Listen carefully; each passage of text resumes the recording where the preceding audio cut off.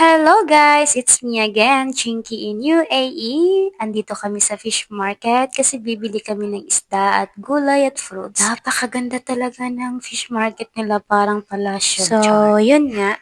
Kung gusto mo nang pumunta dito bilang assistant teacher, guys, ito talaga yung reality. Ito pala yung nilagay ko sa aking bed, guys, na parang may table at saka dyan ko nilalagay yung mga lotions ko, lahat ng mga important ko na ginagamit, at saka may extension wire, at saka may bulb din ako para maliwanag yung bed ko kasi nga ayokong madilim.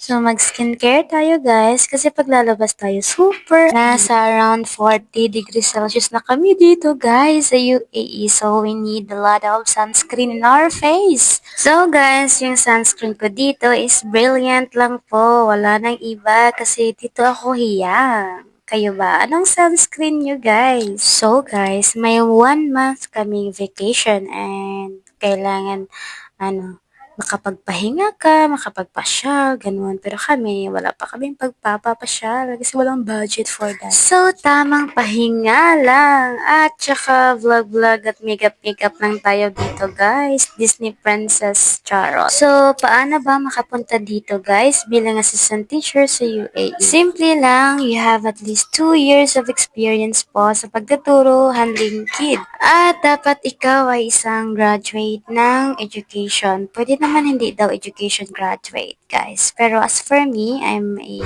education graduate. Now, this too is very important. So, be ready with your resume and then send it to agency dyan sa Pinas. So, ang agency ko po ay 9K International Manpower Recruitment Agency. So, guys, you can visit them in their physical branches dyan sa Luzon, Visayas, Mindanao. I-search nyo sa Google and Facebook or even TikTok, they have page there. So guys, this is the view outside of the fish market here in UAE at saka napakaganda talaga ng for this vlog. May kasama akong friends ko, co-worker, at the same time, ka-walking na kasama. Ano ba yun? So, yun na nga, pumasok kami sa fish market at mag-CR muna kami doon sa second floor. Nasa second floor yun guys at saka we need to use elevator, diba? Social. Alam niyo ba, ito silang dalawa, napaka matalino na mga friends ko. Teacher din sila, of course. And then, mga ESL teacher, ganun sila guys sa Pinas. Pumunta sila dito sa UAE para mag-explore, no? At saka makapag-teach. Kasi maganda naman dito sa UAE kasi guys, so, pag bakasyon talaga, wala kang ginagawang paperworks. At nagkarating na kami sa second floor at saka makapagpunta sa restroom. Sa toilet. So, ito yung toilet nila dito. And then, napakaganda nga guys. Sobrang linis dito. Diba? Yung fish market nila, ang ganda ng CR. I like the color of the doors kasi nga napaka-aesthetic ang kulay. Oh yes. Tamang selfie mirror lang ang mga effect. So, 5 months na kami dito sa UAE and so far, and nagka-adjust naman din kami guys sa environment, sa mga kasamahan sa bahay, sa villa, sa mga tao, sa attitude. Importante kasi yun guys kasi pag mag-abroad ka, kailangan talaga marunong kang makipagsapalaran.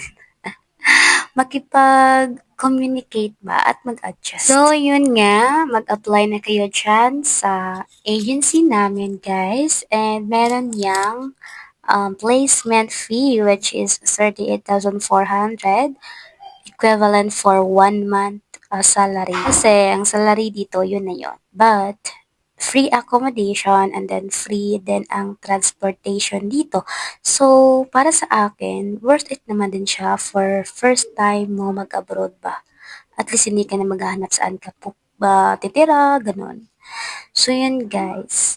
For me, I'm happy with this. And then, yun lang.